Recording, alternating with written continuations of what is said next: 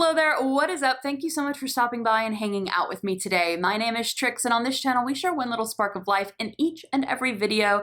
Mainly, we hang out together every Monday, Wednesday, and Friday. We unbox subscription boxes, share shopping hauls, review products, and share our love for all things Disney.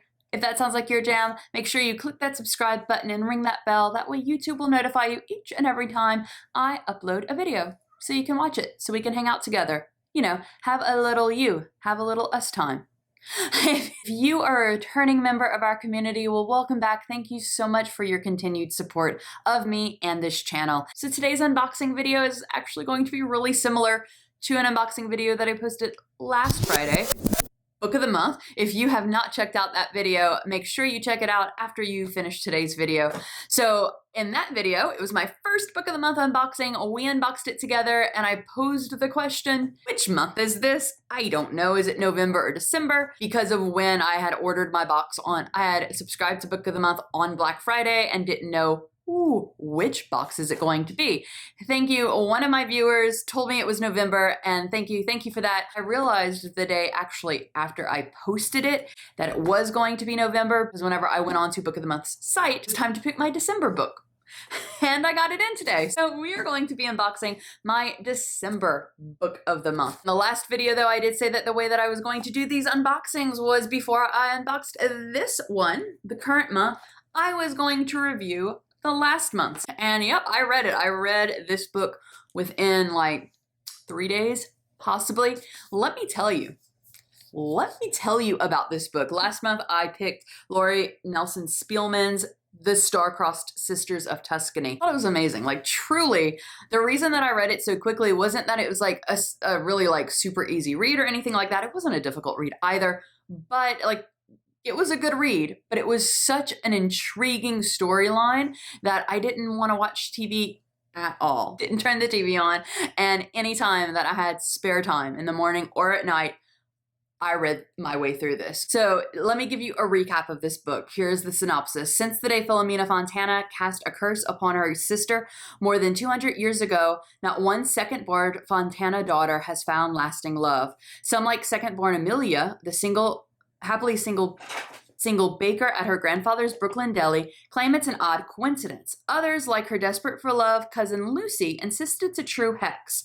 But both are bewildered when their great aunt calls with an astounding proposition. If they accompany her to her homeland of Italy, Aunt Poppy vows she'll meet the love of her life on the steps of the Ravello Cathedral on her 80th birthday and break the Fontana second daughter curse once and for all. Against the backdrop of wandering Venetian canals, rolling Tuscan fields, and enchanting Amalfi Coast villages, romances bloom, destinies are found, and family secrets are unearthed. Secrets that could threaten the family far more than centuries-old curses. So this book, I'm not going to say very much because a lot of it, if I would be like, bleh, it would really spoil the book. But the way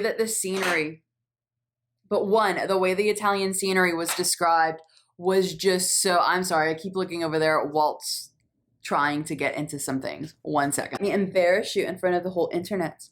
Walt was trying to get in some candy canes because he just wanted to play with them. Well, anyway, so descriptions of the setting. And usually I'm the type of person, I love a good mystery book. This really wasn't a mystery book, but I love a good mystery book. But usually like halfway through the mystery book, I can be like, that's the person who done it. There were things that happened in the middle and then towards the end of the book that really had me gasping, like audibly gasping, because they shocked me so much. I did not see them coming. And the ending, I don't know if it's just me and the hormones I'm on or anything like that, but I had to get the Kleenex box. It was such a touching book. I'd highly recommend this one. All right, so let's move on to my December unboxing. So book of the month, I know that I kind of launched into that and didn't really give you the information. Book of the month is a monthly book subscription box, and that is all you pretty much get. It's not a bookish type of box. It is just a book. And each month you have 5 choices of books to pick from. You can also add on books from past months. And if you don't like any of the book choices, you can skip the month and the credit goes to next month. So let's see.